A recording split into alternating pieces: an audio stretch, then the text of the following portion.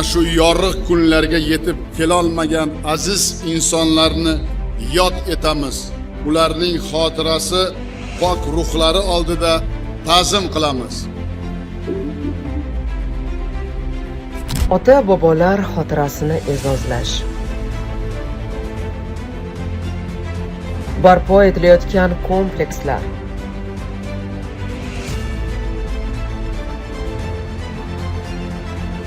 Ta'mirlanayotgan majmualar. Qo'llab-quvvatlanayotgan urush qatnashchilari va faxriylar. Keksa avlodga hurmat. Yaqinlarni qadrlash.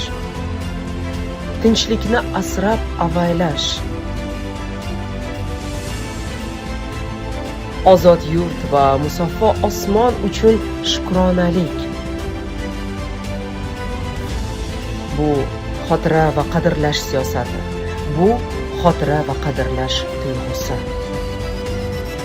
Muhtaram urush va mehnat faxriylari, vatanimizning haqiqiy qahramonlari bo'lgan siz azizlarni, sizlarning timsolingizda ko'p millatli butun xalqimizni xotira va qadrlash kuni bilan chin qalbimdan muborakbod etaman.